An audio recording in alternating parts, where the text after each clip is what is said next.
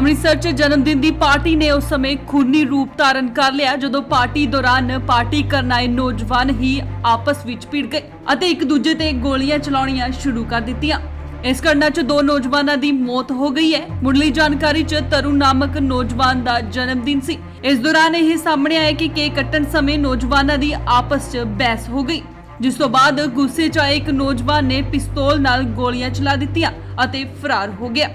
ਇਸ ਦੌਰਾਨ ਦੋ ਨੌਜਵਾਨਾਂ ਦੀ ਮੌਤ ਹੋ ਗਈ ਹੈ। ਮ੍ਰਿਤਕ ਨੌਜਵਾਨਾਂ ਦੇ ਨਾਮ ਮਨੀ ਅਤੇ ਵਿਕਰਮ ਦੱਸਿਆ ਜਾ ਰਿਹਾ ਹੈ। ਪੁਲਿਸ ਮੌਕੇ ਤੇ ਪਹੁੰਚ ਕੇ ਜਾਂਚ ਕਰ ਰਹੀ ਹੈ। ਸੀਸੀਟੀਵੀ ਫੁਟੇਜ ਰਾਹੀਂ ਘਟਨਾ ਦੀ ਜਾਂਚ ਕੀਤੀ ਜਾ ਰਹੀ ਹੈ। ਏਡੀਸੀਪੀ ਸੰਦੀਪ ਮਲਿਕ ਨੇ ਮੌਕੇ ਤੇ ਪਹੁੰਚ ਕੇ ਕੁਝ ਨੌਜਵਾਨਾਂ ਨੂੰ ਹਿਰਾਸਤ 'ਚ ਲੈ ਲਿਆ। ਇਹ HK ਕਲਾਸਿਕ ਦੇ ਵਿੱਚ ਅੱਜ ਇੱਕ ਬਰਥਡੇ ਪਾਰਟੀ ਆਰਗੇਨਾਈਜ਼ ਕੀਤੀ ਸੀ। ਇਹਦੇ ਵਿੱਚ ਜੋ ਬਰਥਡੇ ਜਿਹੜਾ ਸੀਗਾ ਉਹਦਾ ਨਾਮ ਹੈਗਾ ਤਰੁਣ। ਉਹਦੇ ਫਰੈਂਡ ਸੀਗੇ ਕੁਝ 25 ਸੀ, ਉਹਨਾਂ ਨੇ ਬੁਲਾਏ ਸੀਗੇ ਇੱਥੇ। ਤੇ ਜਦੋਂ ਪਾਰਟੀ ਚੱਲ ਰਹੀ ਸੀਗੀ ਉਸੇ ਦੌਰਾਨ ਕੋਈ ਇਹਨਾਂ ਦਾ ਕੇਕ ਨੂੰ ਲੈ ਕੇ ਕੋਈ ਕੇਕ ਕਾਗ ਲੱਗਿਆ ਕਿਸੇ ਨੂੰ, ਤੇ ਉਸ ਨੂੰ ਲੈ ਕੇ ਇਹਨਾਂ ਦਾ ਆਪਸ ਦੇ ਵਿੱਚ ਲੜਾਈ ਝਗੜਾ ਹੋ ਗਿਆ। ਤੇ ਜਦੋਂ ਬਾਹਰ ਗਏ ਤੇ ਇੱਕ ਮਨੀ ਸੁਨਿਆਰਾ ਤੇ ਵਿਕਰਮ ਨੂੰ ਗੋਲੀ ਲੱਗੀ ਹੈ, ਜਿਨ੍ਹਾਂ ਦੀ ਡੈਥ ਹੋਈ ਹੈ। ਉਹ ਜੋ ਪਤਾ ਲੱਗਿਆ ਹਾਲੇ ਤੱਕ ਉਹ ਮਨੀ ਢਿੱਲੋਂ ਹੈਗਾ ਸੁਲਤਾਨਵਿੰਡ ਦਾ, जिन्हें गोली चलाई। सर कितनी डेथ हुई है?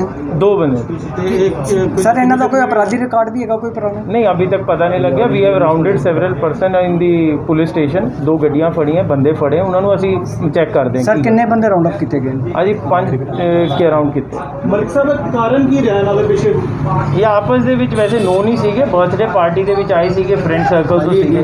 ਬਟ ਇਹਨਾਂ ਦਾ ਕੋਈ ਕੇਕ ਵਗੈਰਾ ਕਿਸੇ ਨੂੰ ਲੱਗ ਗਿਆ ਜੋ यहाँ का प्रशासन दस रहा है ਹੋਟਲ ਦਾ। ਉਹਦੇ ਮੱਦੇਨਜ਼ਰ ਉਹਨਾਂ ਦਾ ਆਪਸ ਦੇ ਵਿੱਚ ਬੋਲ ਬੁਲਾਰਾ ਹੋ ਗਿਆ। ਬਾਹਰ ਆ ਕੇ ਧੱਕਾ ਮੁੱਕੀ ਹੋਈ, ਜਿਸ ਦੇ ਵਿੱਚ ਇੱਕ ਬੰਦੇ ਨੇ ਵੈਪਨ ਕੱਢ ਕੇ ਤੇ ਗੋਲੀ ਚਲਾ। ये पुराना डिस्प्यूट तो नहीं पता लग रहा कि शायद नहीं, हाले तक ऐसा कुछ नहीं आया। पर सर किन्ने बंदे दी डेथ हुई सर? दो सर ਇਹਦੇ ਵਿੱਚ ਕੋਈ ਜ਼ਖਮੀ ਵੀ ਹੋਇਆ ਕੋਈ? नाम की सर दो डेथ। नाम की एक हैगा मनी सुनियारा ਤੇ ਇੱਕ ਵਿਕਰਮ ਸਰ ਜਿਨ੍ਹਾਂ ਜਿਨ੍ਹਾਂ ਦੀ ਡੈਥ ਹੋਈ ਉਹਨਾਂ ਦਾ ਕੀ ਨਾਮ? ਇੱਕ ਵਿਕਰਮ ਤੇ ਮਨੀ ਸੁनियारा। सर ਹੁਣ ਕੀ ਕਾਰਵਾਈ ਕੀਤੀ ਜਾ ਰਹੀ, ਕਿਹੜੇ ਧਾਰਾ ਤਹਿਤ ਮਾਮਲਾ ਦਰਜ ਕੀਤਾ ਜਾ ਰਿਹਾ? ਅਸੀਂ ਵੈਰੀਫਾਈ ਕਰ ਰਹੇ ਹਾਂ, ਜੋ ਵੀ ਸੈਕਸ਼ਨ ਬਣेंगे पूरी लीगल कार्रवाई ਕੀਤੀ ਜਾਏਗੀ। ਅੰਮ੍ਰਿਤਸਰ ਤੋਂ ਹਰਜੀਤ ਗਰੇਵਾਲ, ਇੰਡੋਜ਼ ਟੀਵੀ, ਆਸਟ੍ਰੇਲੀਆ।